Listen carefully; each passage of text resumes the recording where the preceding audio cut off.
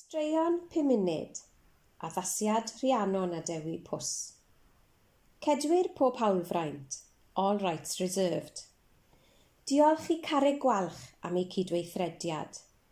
Thank you to Carreg Gwalch for their cooperation. Mwd a mwy o fwd. Yn nghanol y goedwig drofannol wrth droed rhaeadr y bongo, clywyd sŵn chwerthin mawr. Yn eistedd mewn bath o fwd, roedd Clwmp a Clamp, y ddau eliffant bach piws, yn brysur chwythu swigod mwd. Beth am gael cystadleuedd pwy fedrith chwythu'r mwd bellaf, awgrymodd Clwmp. Syniad da, atebodd Clamp, a llanwodd ei drwnc yn llawn o fwd brown gwlyb. Chwythodd y mwd i'r awyr, a disgynnodd yn un lwmpyn mawr ar ben Clwmp. Ha! Chwarddodd, wrth i'r mwd lithro i lawr wyneb ei ffrind. Beth am hyn ta?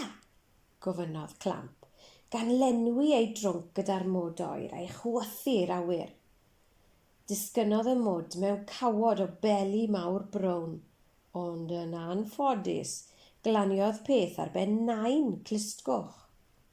Wps, sibrydodd Clwmp.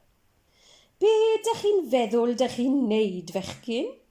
Hwlodd nain. Dim ond wedi galw heibio roedd nain i weld beth oedd y rheswm dros yr holl chwerthin. Drio cadw'n oer yng ngwres yr haul, atebodd y ddau. Dyna pam da ni'n eistedd mewn bath o fwd. Wel am syniad da, dywedodd nain heb fod yn flin.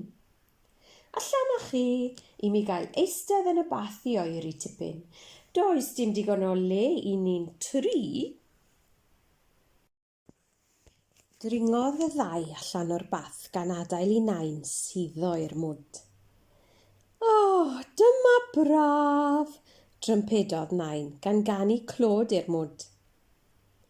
Neidiodd Clwmp a Clamp i mewn i'r pwll ger gwaelod y rhaeadr gan ddychryn y pysgod.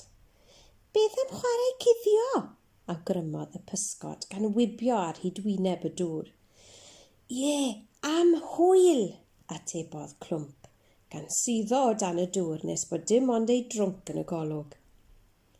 Bu Clwmp a Clamp yn chwarae gyda'r pysgod drwy'r prynhawn, ac erbyn amser mynd adref roedd y ddau'n sgleinio'n lan fel swllt a chroen nain clusgoch yn feddal fel melfed pinc.